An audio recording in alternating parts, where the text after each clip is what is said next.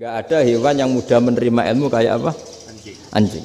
Sehingga Quran mengistilahkan wa ma 'allamtum minal jawarihi mukallibin. Hewan yang mudah diajari itu oleh Quran dibahasakan sudah menganjing. Karena anjing adalah hewan yang paling mudah apa? Diajarin. Itu diakui oleh Quran wa ma 'allamtum minal jawarihi mukallibin.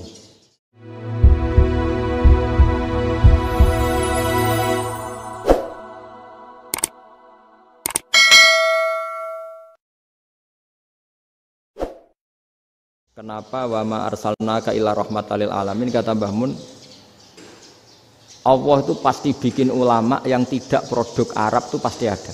Kalau orang Arab jadi ulama wajar, bahasanya Arab, domisilinya di Arab. Tapi Allah akan selalu bikin ulama yang tidak bangsa Arab. Imam Ghazali itu Tus itu Persia.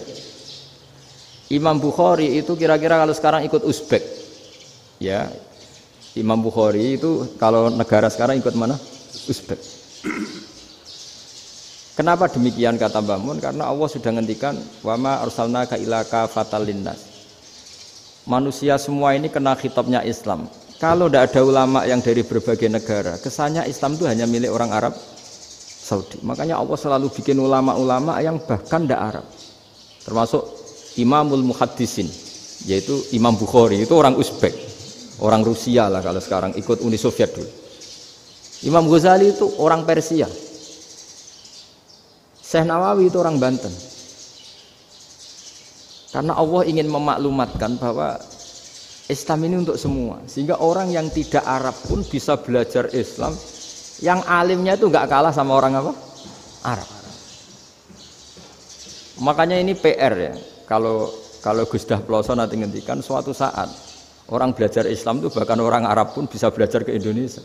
Kalau orang Indonesia bisa alim betul kayak dulu. Sekarang banyak liga antar ulama. Itu orang Indonesia pasti masuk. Ulama-ulama top dunia. Itu pasti orang Indonesia banyak yang masuk. Karena tadi, ketika orang Indonesia baca kitab, itu orang Arab itu kagum. Kok bisa tidak bahasanya baca secara benar? Bukan sekadar bisa baca secara benar. Karena memang dilatih sedemikian rupa di pondok-pondok. Makanya kita semua lah, yang alim di Indonesia itu kemana-mana ya pasti alim. Dulu putra Mbah Mun namanya Gus Zofur itu tahun pertama ya sudah the best di tahun pertama. Kalau tahun pertama the bestnya ilmunya bawaan dari sarang, dari keluarganya. Gus Najih mondok di Said Muhammad tahun pertama sudah dipuji sebagai yang teralim karena ya sanggup. Kalau dipujinya tahun ketiga, tahun keempat kan mungkin dapat dari sana. Ini tahun pertama. Saya ulang lagi tahun pertama. Karena pengajaran di Indonesia itu luar biasa di pondok-pondok ini. Makanya kalau dalam anekdot pondok itu cerita-cerita lucu itu.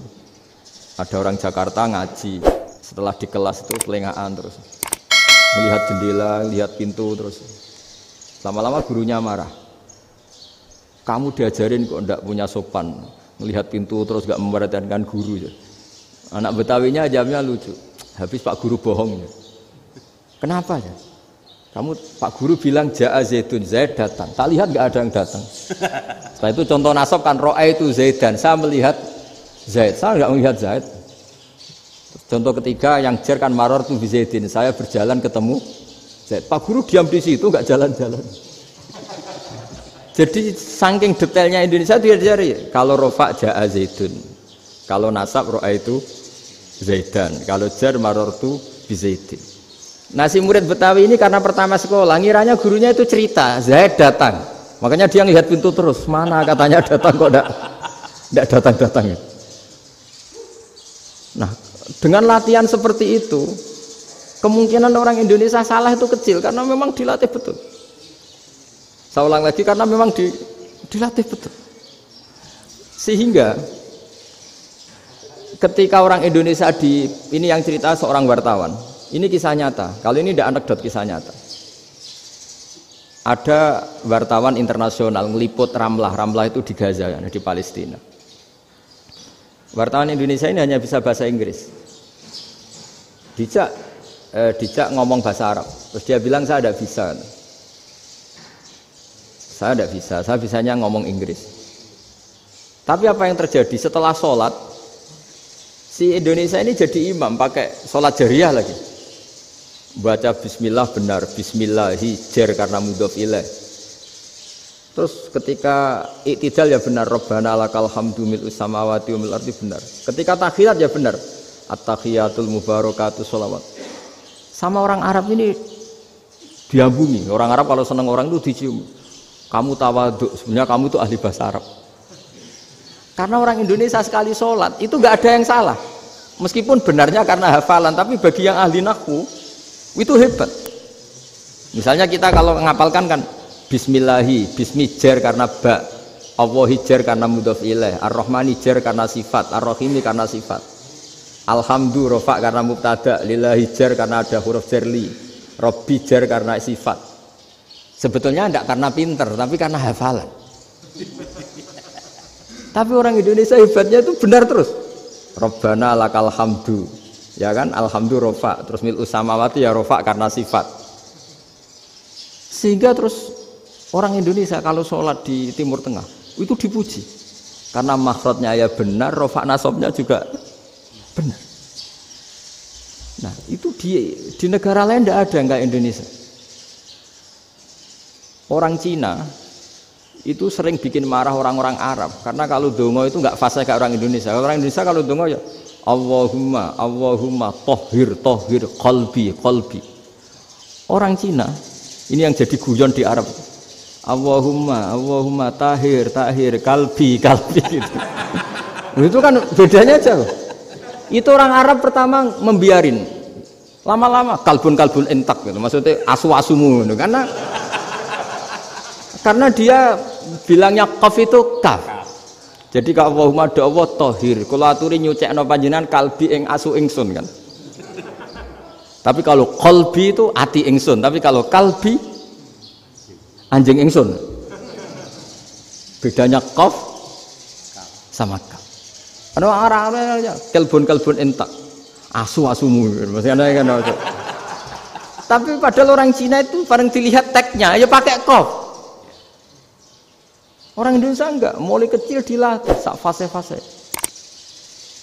Sampai ya sulit betul latihan Fatihah itu. Kalau di Kudus malah sampai 3 bulan Fatihah.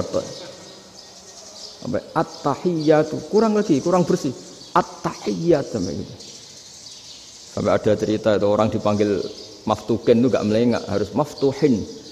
Baru melengak. Tapi barokahnya itu orang Indonesia kalau dongo memang benar-benar Allahumma tohir qalbi. Ya Allah sucikan hati kami, bukan tahir kalbi. Karena sekali jadi kaf itu maknanya anjing saya. Ya Allah sucikan anjing. Jadi ini orang Indonesia. Jadi kata Mbah Mun, dawe Mbah Mun, illaka fatal linnas, bahwa agama ini milik semuanya. Itu diantara bukti Allah menghendaki atau mendesain Islam seperti ini, orang yang belajar di Indonesia itu pengetahuannya Islam, pengetahuannya tentang Islam itu tidak kalah sama yang belajar di Al-Azhar, sama yang belajar di Arab Saudi. Makanya ini PR-nya UMM, PR-nya IAIN, PR-nya UIN. Bisa enggak sealim mereka dalam bahasa Arab? Nah, bahasa Arabnya man anta, ana zaidun. Jangan sampai, karena kita di sana ini kadung dibully. Orang Arab tuh kalau bully kita, sampai tak kasih cerita. Itu ngawurnya Masya Allah. Kata dia, ada anak orang Indonesia haji. Si anaknya orang Indonesia yang dijotos sama anaknya orang Arab. Dijotos, dipukul. Singkat cerita terus si orang Indonesia nggak terima, anaknya yang orang Arab dipukul. Yang balas bapaknya. Orang Arab tanya, lima ada dorobta ibni, kenapa kamu mukul anak saya? Itu orang Indonesia bahasa, wah aku biasa. Jadi hanya bilang gitu. Artinya anak saya dihada ya maka tak ada. Bahasa Arabnya gitu. Anak saya dipukul maka saya balas mukul. Itu orang Arab mantuk-mantuk oh gitu. Paham? Suatu saat ada orang Indonesia itu sama orang Arab itu dilus-lus. Dilus-lus itu ya digini-giniin. Karena dia latihan bahasa Indonesia, latihan bahasa Arabnya itu masih mufrodat. Jadi kalau mengartikan yadun itu tangan, saro itu jalan. Jadi kalau jalan ya saro-saro. Roksun itu kepala. ana itu ingsun. Jadi karena dia nggak ngerti penggunaannya. Itu bahasa Arabnya itu yadun anta. Jadi bukan yaduka tapi yadun anta. Berarti tangan kamu. Saro-saro itu jalan-jalan. Ala roksi ana yang atasnya sirah ingsun. Jadi mestinya yang benar kan yaduka saro ala roksi atau gitu. Tapi enggak dipotong-potong. Yadun tangan kan, anta kamu. Berarti tangan kamu. Saro-saro jalan-jalan. Roksun itu sirah, ana ingsun. Jadi di atas kepala saya. Orang Arab tertawa-tawa. Tapi paham. Maksudnya seperti itu. Jadi kita ini dibully di Arab itu Masya Allah. Jadi akhirnya lahirlah ulama-ulama tadi yang saya sebut tadi. Bahkan pernah lama sekali ulama Indonesia itu jadi master di Arab Saudi. Yaitu Senawi Banten. Itu kalau orang sana bilang itu Sayyidu Ulama Il-Hijaz. Top-topnya ulama Mekah Madinah. Padahal beliau orang Indonesia. Dan dimakamkan di Ma'la itu dekat makamnya Sayyidah Khadijah. Karena sangat dihormati. Nah, di antara sebab dihormati adalah ketika orang memahami syahid, maknanya pokoknya maktulal kafir. Syahid itu adalah orang yang kalau perang itu mati di medan perang. Itu Imam Nawawi merinci secara detail. Kalau dia perang supaya tujuannya mati syahid cepat ke surga, berarti dia nuruti hadzun nafsi, ingin cepat ke surga. Tapi dia lupa bahwa dia dengan terbunuh, pasukan Islam berkurang kekuatan. Maka syarat perang yang benar adalah ya ingin menang. Di mana-mana perang ya ilahi kalimatillah supaya kalimat Allah itu menang, jangan ingin kalah. Soal dia mati takdir, tapi jangan ingin mati. Wah, itu terus dikagumi.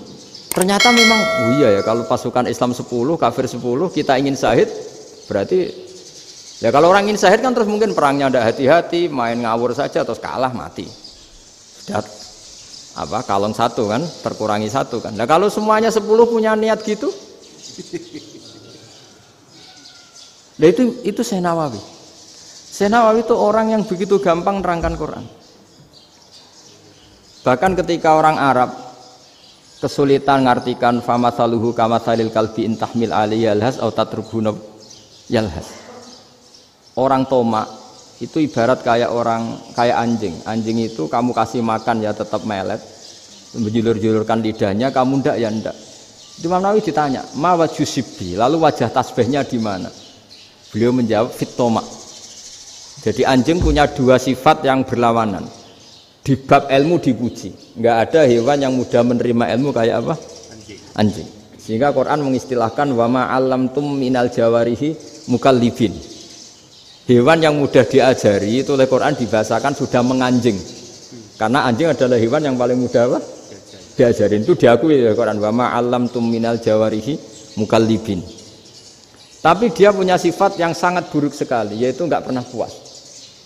Makanya ketika Bal'am bin Ba'ura, ada tokoh yang kedonyan ya. Itu kalau diistilahkan Quran walakinnahu akhlada ilal ardi wattaba'a hawa. Famathaluhu kamathalil kalbi in tahmil aliyal has atau tatrukhu yalhas. Jadi anjing punya dua sifat yang berlawanan. Di bab ilmu dipuji karena paling mudah diajarin. Itu saya pernah ke Malaysia, diceritain sama polisi Malaysia. Anjing itu saking cerdasnya itu bisa deteksi CD palsu sama CD bajakan, asli sama bajakan. Itu kan enggak kebayang. Kalau narkoba mungkin masih ada bau khusus ya. Atau mesiu atau bom masih ada bau khusus. Ini enggak. Anjing itu dilatih ngecek CD yang asli sama yang palsu. Wah itu kebablas itu pinternya itu. Itu harganya itu 1 miliar lebih, paling mahal. Jadi mungkin bisa deteksi ini dosen betul apa abal-abal itu bisa. Itu kiai betul apa kiai pesanan itu mungkin bisa. Itu saya punya kitab namanya Al-Hayawanul Kubro. Itu cerita prestasi-prestasi hewan. Itu yang berkuras-kuras sampai berjilid-jilid. Itu ya cerita anjing. Tidak ada hewan sebaik anjing. Di bab itu ya, di bab sampai ya tadi ada anjing yang sangat loyal sama majikannya. Loyalnya Masya Allah, sopannya Masya Allah. Anjing itu mbok lama berbakti sama sampean, nggak mau tidur di ruang tidurnya sampean, dia tetap tidur di luar. corong Jawa nggak ngelama. Suatu saat si raja ini minum, wisata minum. Pas mau minum diterjang sama anjingnya sampai tumpah. Kecewanya raja ini itu karena selama ini anjingnya sopan sekali. Sekedar ganggu di ruangannya nggak pernah, malah ini mau minum, minuman yang disukai diterjang anjingnya tumpah. Marah kan anjingnya di mana? Ternyata apa? Minuman itu, anjing ini tahu kalau minuman itu beracun, diracuni oleh musuhnya. Itu saking hebatnya anjing sampai ketika ngawal rajanya itu tidak sekedar ada penjahat atau maling. Bahkan trik-trik kayak minumannya diracun oleh orang lain itu anjingnya tahu. Sehingga pas mau diminum diterjang sampai terus supaya nggak keminum. Makanya Quran istilahkan anjing itu apa? Wa ma 'allamtum minal jawarihi mukallibin. Hewan piaraan yang kamu ajarin nanti sampai sepinter anjing. Makanya Ashabul Kahfi itu ketika ngajak anjing tadi, beliau tidur, anjing itu tidurnya bil wasit, wakal buhum basitun zira'aihi bil wasit. Jadi dia tidur dalam posisi siaga. Loh coba anjing itu nggak pernah sekolah, karena dia posisi menjaga, tidurnya itu kayak siaga gini. Bukan ngorok semadep ke atas terlentang, itu enggak. Andai kan dia tidur terlentang itu kan yang mau mengganggu kan, wah asune turu itu enggak. Dia tidur posisi siaga, makanya disebut lawit tolak ta'alaihim lawalaita minhum firaron. Kalau kamu melihat anjing itu pasti lari karena dia posisi siap merekam. Jadi tidur tapi posisi siap merekam. Jadi matanya tetap terbelalak kayak siaga. Padahal itu enggak diperintah, ya dia memang punya nalar untuk itu. Ini disebut wa ma 'allamtum minal jawarihi mukallibin. Dan dalam teori modern juga gitu. Tapi dalam hukum Islam yang dianut mazhab Syafi'i itu anjing tetap najis. Ya sudah najis ya najis, tapi ada mazhab lain yang mengatakan tidak najis. Tapi tidak usah ngurmat anjing, geger nanti kalau rektor kampus punya anjing. Tapi ilmu itu bagus untuk kelangenan kadang. Andai kan tidak ada mazhab Malik, maka kita kesulitan menceritakan Ashabul Kahfi yang hewan piaraannya itu anjing. Tapi misalnya anjing disucikan, kita juga nanti susah menjelaskan hadis Nabi malaikat itu tidak masuk rumah yang di situ ada apa? Anjing. Maka ilmu itu, makanya kata Imam Sa'roni, sebagian ilmu itu memang kelangenan, tapi nggak boleh jadi praktek. Tapi harus ada. Misalnya begini, contoh paling gampang. Api dalam mazhab Syafi'i kan alat pensuci hanya dua, air dan tanah. Ya saya ulang lagi, air dan tanah, yaitu tanah untuk mensucikan najis anjing. Imam Abu Hanifah menambahkan api. Mazhab Syafi'i itu agak kesulitan ketika ada batu bata dibikin dari tanah-tanah yang bercampur kotoran. Mazhab Syafi'i akan kesulitan karena di situ ada najis yang jadi materinya bata. Hukumnya gimana kalau nanti dipakai masjid? Tapi barokahnya ada beberapa mazhab. Abu Hanifah mengatakan dan api. Jadi apa tadi air, tanah, api. Alasannya masuk akal. Ketika usatul mukminin, orang-orang mukmin yang ahli maksiat itu sebelum masuk surga, kalau dia dosanya banyak itu dibakar dulu supaya suci. Emas itu untuk memisahkan dengan materi lain juga harus dibakar.